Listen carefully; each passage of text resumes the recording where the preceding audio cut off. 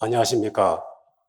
수남사 불교인문대학에 오신 학생 여러분, 전국에 계신 BTN 시청자 여러분, 반갑습니다. 시타르타가 이제 수자타의 여인의 유미죽을 받아 자시고 몸과 마음이 청정하고 건강해서 이제 드디어 깨닫기로 결심을 하고 모리수 나무 아래 금광자에 앉으셨습니다. 그래서 그날 깨닫는 날 저녁 시간은 다음날 아침까지 저녁에서 새벽까지를 초야, 중야, 종야로 나눕니다. 그럼 초야에 저녁 6시에서 밤 10시까지를 초야라고 하고 중야는 밤 10시에서 새벽 2시까지 그리고 종야는 새벽 2시에서 아침 6시까지를 이 밤을 세 등분해가지고 이제 살펴보면은 초야의 숙명통을 성취했다. 근데 저번에 말씀드렸듯이 시타르타가 13살에 자발적으로 들었던 조선정 들었는데 조선정을 더 개발하니까 2선정, 3선정, 4선정까지 들어갔어요. 4선정은 사념청정지라고 하는데 거기에 대해서는 다음에 다시 또 말씀드릴 날이 있겠습니다. 거기는 모든 평정하고 그리고 알아차림이 분명한 경지입니다.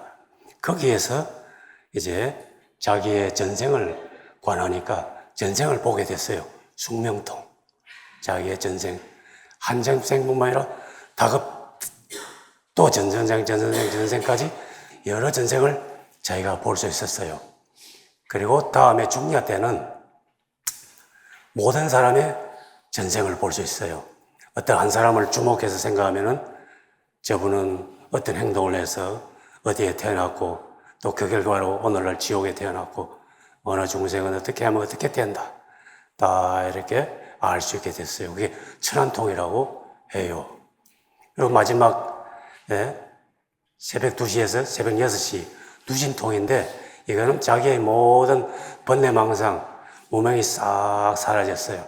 그래서 새벽 6시가 돼서 동쪽 하늘에 금성이 반짝 뜨는 걸 보고 이제 깨달았다. 이렇게 인견명성 운노도 밝은 달을 보고 도를 깨달았다 하는 이야기가 바로 여기서 나온 겁니다. 그래서 이걸 갖다가 부처님이 깨달음을 삼명육통이라고 하는데 위에 숙명통, 천안통, 누진통은 이걸 삼명이라고 해요. 명, 밝을 명자. 삼명, 육통. 통은 이제 통했다. 이럴. 그 통은 바로 천이통, 다심통, 신족통. 천이통은 멀리 있는 소리도 들을 수 있고, 다심통은 다른 사람 마음도 알 수 있고, 신족통은 내가 바로 몸을 날려서 어디로 강도 건너갈 수 있고, 산도 넘을 수 있는 이 6가지 신통력을 갖췄다. 삼명육통이다. 근데 깨달은 분들은 삼명을 다 할 수도 있고, 누신통만 될 수도 있고, 여러 가지 경우에 따라서 아라한이나 깨달았던 분들이 다 똑같은 건 아니고, 그런데 부처님께서는 다생에 다급생 내에 공덕을 많이 보살행을 했기 때문에 삼명육통을 일시에 갖추게 됩니다. 이것이 모든 깨달은 분이 다 이렇게 될 수가 없고 그 사람이 과거의 공덕에 따라서 수행한 경력에 따라서 나눠집니다. 어쨌든 누진통, 열반을 얻는 것은 확실합니다. 그래서 깨닫고 나서 이제 드디어 깨달음의 선언을 하시잖아요. 깨달음 얻은 부처님은 아침 햇살에 붉게 물든 돼지 위에서 사자처럼 당당하게 선언한다. 태어나만 부서졌고 청정한 삶은 이루어졌다. 해야 할 일은 다 마쳤으니 더 이상 윤회하지 않는다. 나는 흔들림 없는 마음의 해탈을 이루었다. 이것이 최고의 태어남이요. 이제 다시 태어남은 없다. 드디어 생사를 해결하고 윤회계를 벗어났습니다. 그리고 부처님께서는 오도송을 이렇게 읊었어요. 모든 선사 스님들이 중국 선사나 한국 스님들이 깨달을 때 오도송이 있다 이렇게 이야기했는데 이 오도송은 수 없는 생을 윤회하면서 이 집지한 자를 찾으려 방황하였네. 괴로움은 거듭거듭 태어나는 것 오 지난 자여 그대가 보였다. 그대 다시 집을 짓지 못하니 그대의 습관에는 묻혀졌고 그대의 대들보는 다 되었으니 마음은 좁고 지어지지 않으면 얻었으며 가래의 부서짐을 성취하셨네. 네, 여기서 가래의 부서짐, 생존의 갈망, 맞아 애정결핍 말하자면 이런 게 싹 사라졌다 이거지. 싹 세상에 대한 한이나 원도 한도 없어졌게 됐다. 그래서 부처님께서는 이제 바로 깨닫고 나서 일어서시지 않고 7749 7주 동안 그 보리수 밑에 계시거나 주변에 포행하거나 또 명상하시거나 49일을 보내게 돼요. 그래서 거기 가면 다 이 이야기를 알고 가야 돼. 성지순례 가면은 뭣도 모르고 그냥 우르르 왔다가 우르르 가면 안 되고. 그래서 오늘 이야기를 합니다. 제일 첫 주는 그대로 앉아가지고 연기를 사유해요. 연기라는 것은 모든 현상들, 심리현상, 세계현상은 조건으로 말미암아 일어났다가 조건으로 말미암아 사라진다는 이 부처님의 원리라. 이 원리 연기의 법칙은 오늘 물리학이라든지 과학 법칙이 그대로 증명돼요. 모든 것은 조건 지어졌다. 조건 지어져서 조건을 해체하면은 그것은 사라진다. 어떤 현상이 고통스러우냐, 네가 현재 고통스러우냐, 그럼 고통스러운 그 원인을 제거해라. 그럼 고통은 사라질 것이다. 모든 어떤 것을 경험하든지 그건 단지 잠시뿐이다. 조건이 잠시 있기 때문에 모든 것은 변한다. 다 모든 영원한 건 없다. 모든 건 파괴된다. 그 다음에 두 번째 주 보리수를 딱 쳐다봐요. 보리수가 이렇게 생겼어요. 보리수를 쳐다보는 것은 응시하는 건데 눈도 깜짝이지 않고 면벽에다 이런 말을 들죠. 달마가 벽을 보고 9년 동안 앉아있다 했죠. 뭘 본 게 아니에요. 본 게 아니고 그냥 깨있었을 뿐이라 눈앞에 무엇이 있냐 아무 상관없어요. 여러분들 주목해가지고 한 개만 딱 봐요. 그럼 나중에 주목하면 컵이 형체가 없어져요. 그냥 내 깨있어. 의식만 다 불타오를 뿐이라 의식 하나, 단독 관찰자 의식 하나. 그럼 모든 것이 완전히 대상의 정면에 세계가 다 소멸해가지고 관찰 의식 하나만 딱 남았기 때문에. 그리고 셋째 주가 되면은 이제 셋째 주는 보리수 주변을 경행을 해. 경행은 포행지 극기 명사한다 이런 말하죠. 포행한다, 경행한다 같은 말이에요. 한문으로 다 같은 말입니다. 포행한다, 경행한다 뭐 이럴까요? 극기 명사한다 다 같은 말. 그러고 이제 네 번째 주에는 보배의 방이라고 그 보드가야의 그 성지순례 가면 그 표시를 해놨어요. 거기에 들어가서 부처님께서 이제 들어가서 조그만 도굴 같이 그래요. 벽돌로. 그래서 아비담마를 사유했다. 아비담마라는 것은 아비담마. 아비담마는 이제 초기 경전에서 공부하는 건데 담마는 다른 말을 이야기하는 거죠. 아비는 몸에 대해서, 몸에 관해서, 담마에 관해서, 이렇게 부처님이 가르친 법을, 이제, 사성제, 12연기, 온, 12처, 18개, 칠각지, 이런 거, 팔정도 이런 걸, 체계를 연구를 하는 거라. 분석해가지고, 본래 부처님 무엇을 의미했을까 막 따지면서, 그걸 체계화하는 거를 아비달마 논서라 이게 논서. 이걸 이야기했다. 해가지고 아비달마를 했다. 그래서 남방불교 윗바사나 공부한 사람들이 이걸 공부를 해요. 다섯 번째는 폭풍이 쳐가지고, 무찰렌다라고, 요즘 말하면은 코브라가 어마어마하게 큰데, 이렇게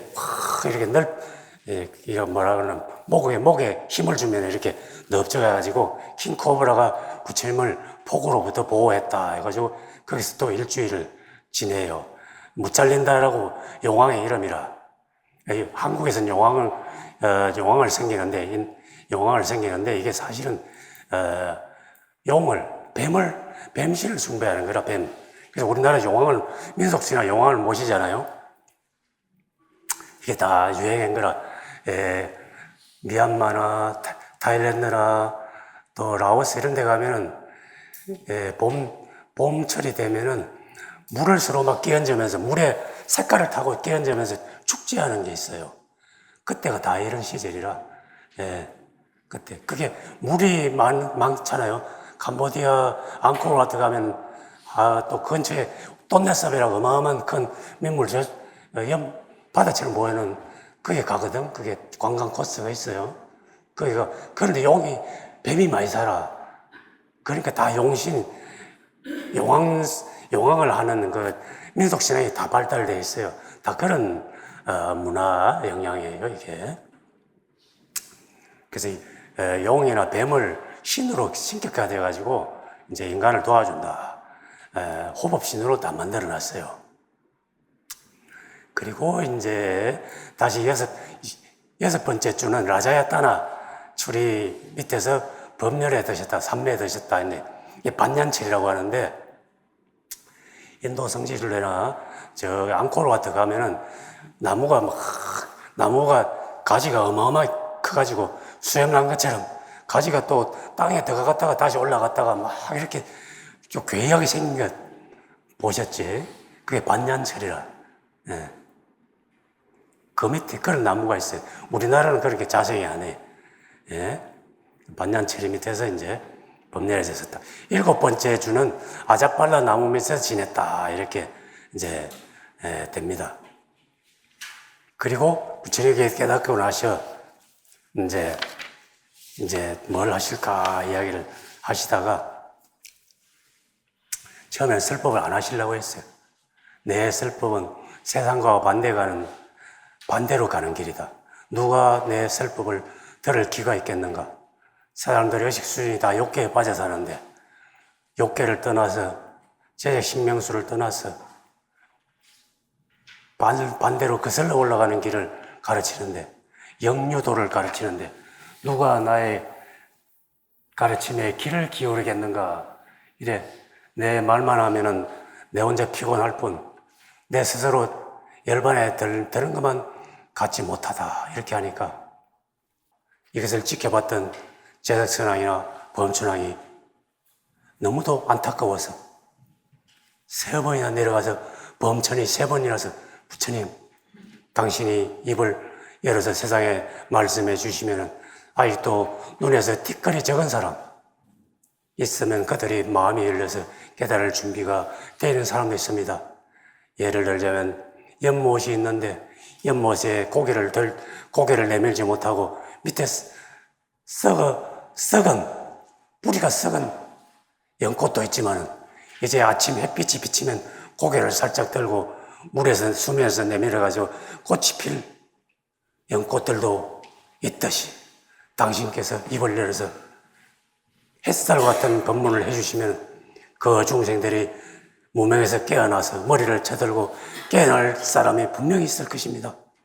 보살이시여 깨어나셔서 이렇게 하게 112페이지 같이 읽어봅시다. 가장